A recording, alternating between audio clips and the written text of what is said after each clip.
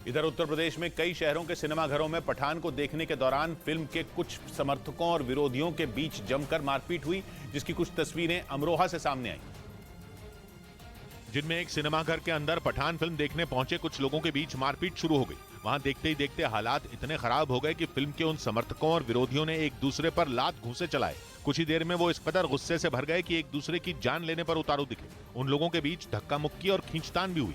इसी तरह के हालात बरेली में भी 3 दिन पहले बने थे, जब एक थिएटर में पठान देख रहे कुछ लोगों के बीच झगड़ा हो गया। वहां मामला इतना बढ़ गया कि वो लोग एक दूसरे को पीटने लगे। इस हंगामे के बाद उन्हें वहां से बाहर निकाला गया और पुलिस ने 13 लोगों के खिलाफ केस दर्ज कर लिया। यही नहीं, शाहरुख खान की फिल्म पठान ने दूसरे दिन भी कमाई के सारे रिकॉर्ड ध्वस्त कर दिए। दूसरे दिन फिल्म ने करीब 70 करोड़ रुपए की रिकॉर्ड तोड़ कमाई की। यानी दूसरे दिन भी पठान ने KGF 2 को पीछे छोड़ दिया, जिसके हिंदी वर्जन की कमाई 47 करोड़ थी। 2 दिनों में फिल्म पठान की कमाई 125 करोड़ के पार हो गई है, जबकि विदेशों में हुए कारोबार को मिलाकर 2 दिनों में कुल 235 करोड़ की कमाई का दावा है।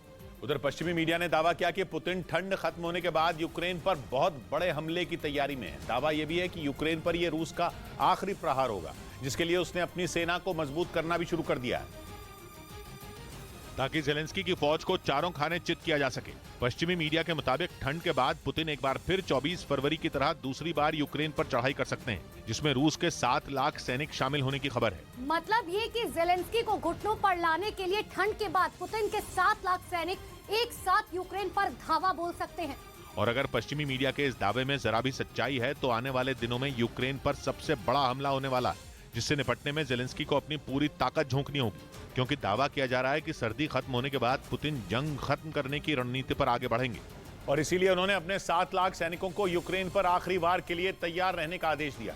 इसका पता तब चला जब कुछ रोज पहले रूस के रक्षा मंत्री सर्गेई शोइगु ने यह ऐलान किया था कि 2023 से एक्टिव सैनिकों की संख्या को 15 लाख तक किया जाएगा, जिसके बाद से ही यह अंदाजा लगाया जा रहा है कि पुतिन यूक्रेन के खिलाफ एक बार फिर बड़ा अभियान शुरू कर सकते हैं।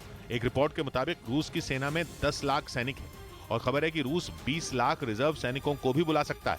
पिछले साल 24 फरवरी को रूस ने यूक्रेन में सैन्य अभियान शुरू किया था, लेकिन उसे इस बात की उम्मीद नहीं थी कि जंग इतनी लंबी खिंच जाएगी। पश्चिमी मीडिया का दावा है कि 11 महीने से चल रही इस जंग में रूस के 1 लाख से ज्यादा सैनिक मारे जा चुके हैं।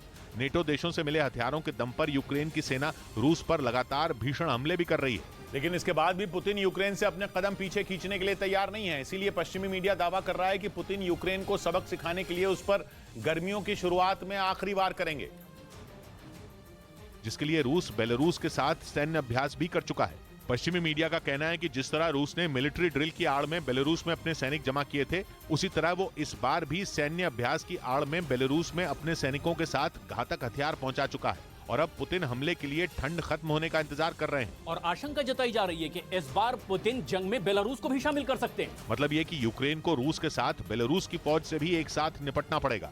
न्यूज़ 18 इंडिया की web series FIR number 208 streaming सून।